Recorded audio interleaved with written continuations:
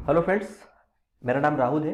दोस्तों, आज हम बात कर रहे हैं मध्य प्रदेश समान ज्ञान के कुछ एमसीक्यूज़ के ऊपर, जिसके बारे में हम एक डिस्कशन करेंगे। तो शुरू करते हैं ज़्यादा समय ना लेते हुए हमारा डिस्कशन।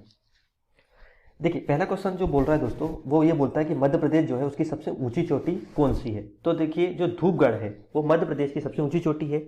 अब बात करते हैं कि इसकी ऊंचाई कितनी है। तो ये है दोस्तों 1350 मीटर। कई बुकों में इसको 1352 भी लिखते हैं, जैसे यहीं पर आप देख सकते हैं इसको 1352 बोला है, तो उसमें परेशान होने की हमको ज़रूरत नहीं है। 1350 इसकी ऊंचाई है। जब हम लोग पचमढ़ी जाते हैं तो वहाँ पर जो सनसेट पॉइंट है धूपगढ़, वो एक्चुअली सबसे ऊंची चोटी है और यहीं पर हम लोग इसे सनसेट को देखने जाते हैं। फिर दूसरी बात करते हैं, लिखा है यहाँ पे गुरु शिखर। तो गुरु शिखर जो है दोस्तों, वो अरावली जो है, अरावली यानी कि जो अपन राजस्थान में देखते हैं, वहाँ पर जो पर्वतमाला है अरावली, उसकी सबसे ऊंची चोटी है गुरु शिखर। और आप जानते हैं अरावली जो है वो पूरे भारत का सबसे प्राचीनतम पर्वत है। फिर रही बात अमरकंटक की, तो अमरकंटक जो है दोस्तों, जो मैकाल पर्वतमाला है उसी की सबसे ऊंची चोटी है अमरकंटक। फिर हम बात करते हैं दोस्तों दूसरे प्रश्न के ऊपर। मध्य प्रदेश में मध्यकाल में शुंग साम्राज्य ने शासन किया था, उनकी राजधानी का नाम क्या था। तो देखिए दोस्तों, जो शुंग वंश है उनकी राजधानी थी विदिशा, ये आपको पहले तो याद होना चाहिए। फिर दूसरी बात, शुंग वंश की स्थापना किसने की है, तो वो की है पुष्यमित्र शुंग ने। पुष्यमित्र शुंग जो है उनका जो संबंध था वो विदिशा से था, इसलिए उन्होंने विदिशा को अपनी राजधानी बनाई। और पुष्यमित्र शुंग के पुत्र हैं अग्निमित्र, जिनका उल्लेख आप जो कालिदास की जो रचना है मालविका अग्निमित्र, उसमें आपको मिलता है। तो उसमें यह भी पूछा गया है कि मालविका अग्निमित्र में जो अग्निमित्र हैं उनका संबंध किस वंश से है, तो वो है शुंग वंश से। और कुछ एग्जाम में पूछा गया है कि वो कहाँ के शासक थे, तो वो विदिशा के शासक थे। और आप जानते हैं कि जो शुंग वंश की स्थापना हुई है वो मौर्य वंश के पतन के बाद हुई है। और मौर्य वंश के जो अंतिम शासक थे वो थे बृहद्रथ, जिसकी हत्या उन्हीं के सेनापति पुष्यमित्र शुंग ने कर दी थी। फिर हम बात करते हैं तीसरा क्वेश्चन, सास बहू का मंदिर मध्य प्रदेश के किस शहर में है। दोस्तों, ये है हमारे ग्वालियर शहर में। सास बाहू मंदिर जो है, एक्चुअल में इसका नाम जो था पहले वो था सहस्त्र बाहु मंदिर। सहस्त्र बाहु किसको बोलते हैं, वो बोलते हैं भगवान विष्णु को। तो यानी कि ये जो मंदिर है वो भगवान विष्णु से संबंधित है। ये प्रश्न भी आपके व्यापम में पूछे गए हैं दोस्तों। और इसका निर्माण किसने करवाया था, तो इसका निर्माण कराया था दोस्तों महीपाल ने। और ये महीपाल कौन है, महीपाल है कच्छप घाट वंश के राजा। ठीक है, तो इस तरीके के जो प्रश्न है वो पूछे गए हैं, मैंने आपको बता दिया है इनसे। फिर हम बात करते हैं चौथा प्रश्न, रानी लक्ष्मीबाई की समाधि कहाँ पर है। दोस्तों, रानी लक्ष्मीबाई की जो समाधि है वो है ग्वालियर में। आप जानते हैं कि जब इनकी जो लड़ाई हो रही थी हीरोज नाम के सेनापति से हो रही थी, अंग्रेज सेनापति, तो उन्होंने क्या किया था, इनको हराने के लिए ग्वालियर की सेना की मदद ली। तो इन्होंने क्या किया, ग्वालियर की सेना को भी हरा दिया और इनको भी हराया। तो और ग्वालियर का जो किला है उसको अपने कब्जे में ले लिया था, आप जानते हैं तात्या टोपे के साथ में। तो बाद में इनकी फिर ये वीर गति को प्राप्त हो जाती है, तो इसी कारण इनकी जो समाधि ग्वालियर में बनाई गई है।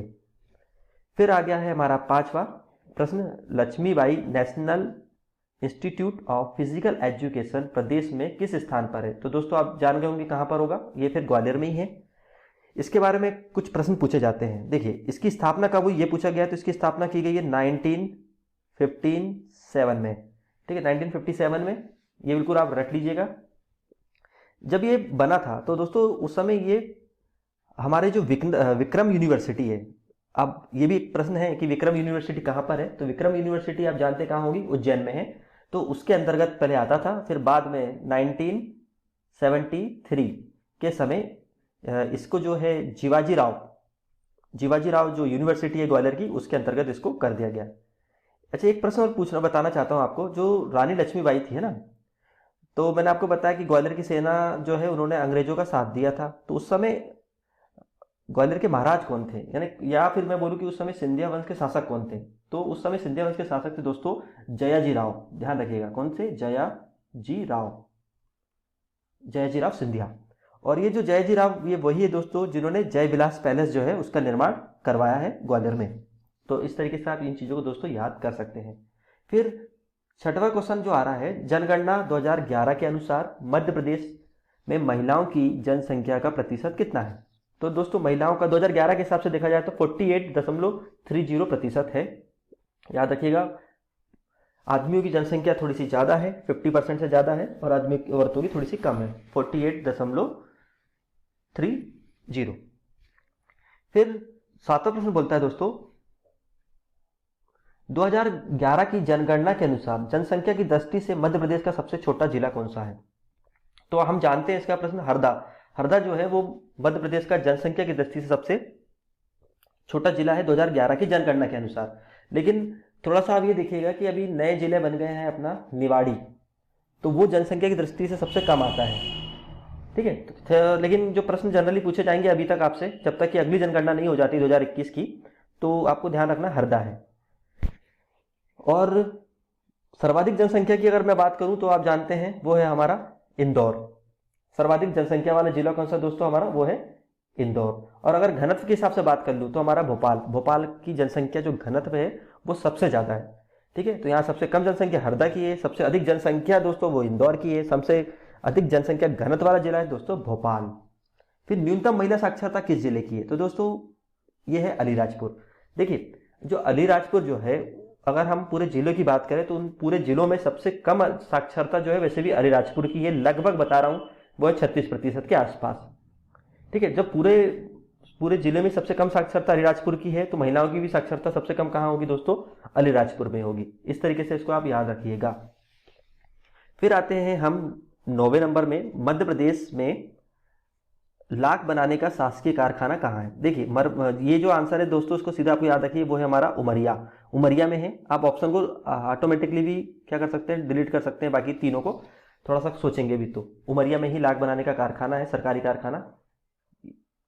देखिए ये दोस्तों, ये जो मैं क्वेश्चन आपको करा रहा हूँ वो रोजगार निर्माण से करा रहा हूँ, तो इसलिए आपको ये मिलेंगे, तो इसको आपको ध्यान देना नहीं है, जो काम का उस पर फोकस करेंगे। फिर ये हमारा 10वां प्रश्न, मध्य प्रदेश में शुष्क बंदरगाह किस स्थान पर है? दोस्तों जो हमारा पीथमपुर है उसको ड्राई पोर्ट का दर्जा दिया गया है। कौन सा पोर्ट? Dry port. अब ये शुष्क बंदरगाह क्या होता है? देखिए, मध्य प्रदेश आप जानते हैं एक लैंडलॉक राज्य है, स्टेट है, तो यहाँ पर कोई समुद्र से सीमा लगती नहीं है। तो फिर क्या किया जाए, तो सरकार ने क्या करा, जो पीथमपुर है उसको ड्राई पोर्ट का दर्जा दे दिया। इसमें होता यह है कि आप जो भी है, जितने भी जिले हैं, जितने भी जो सामान है, जिलों से सामान लाकर आप इस जगह पर रख दो, फिर बाकी ये सरकार की जिम्मेदारी है कि इसको जहाँ पहुँचाना है वो वहाँ पहुँचा देगी। तो जनरली फ्लाइट के थ्रू ये पहुँचा दिया जाते हैं, या गाड़ी मोटर जो भी है उसके थ्रू भी इसको जनरली पहुँचा दिया जाता है। ठीक है, तो आपको सोचना नहीं है। तो इसी तरीके से जैसे कि बंदरगाहों पे होता है, लोग जाके सामान रख देते हैं बंदरगाहों पे, और वहाँ से जहाज आते हैं, सामान उठाते हैं, उनके गंतव्य तक ले जा लेते हैं। तो पीथमपुर को जो है हमारा, उसको ड्राई पोर्ट का दर्जा दिया गया है। और पीथमपुर दोस्तों किस जिले के अंदर आता है? तो ध्यान रखिएगा दोस्तों, वो धार जिले के अंतर्गत आता है ना, गलत मत कर दीजिएगा, क्योंकि बहुत सारे लोग इसको इंदौर लगा देते हैं। फिर 11वां प्रश्न जो आता है दोस्तों, मध्य प्रदेश में पहली सूती कपड़ा मिल किस स्थान पर खोली गई? तो इसका आंसर है दोस्तों बुरहानपुर। बुरहानपुर पर पहली सूती जो कपड़ा मिल है वो खोली गई थी। इसको थोड़ा सा अच्छे से रख लीजिएगा, सूती मिल जो है अपनी बुरहानपुर में।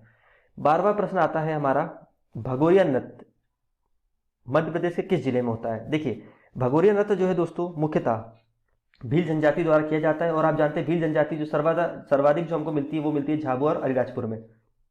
तो इसका आंसर आप देख सकते हैं वो है हमारा बी, झाबुआ। भगोरिया नृत्य इस समय किया जाता है जब भगोरिया हाट का जो आयोजन होता है, और ये भील समुदाय का प्रमुख नृत्य है। इस तरीके के प्रश्न पूछे गए हैं। होलकरों के महल प्रदेश के किस नगर में स्थित है? देखिए, होलकरों को जो क्षेत्र मिला था दोस्तों वो मुख्य रूप से इंदौर का क्षेत्र मिला था। जब इनको पेशवा ने जो अपने राज्य में जो कुछ भाग या जागीरदारी जो बांटी थी कुछ मराठा सेनापतियों को, तो इंदौर का जो क्षेत्र है वो मिल गया था दोस्तों होलकरों को। और आप जानते हैं ग्वालियर वाला जो क्षेत्र मिल गया था वो किसको? सिंधिया को।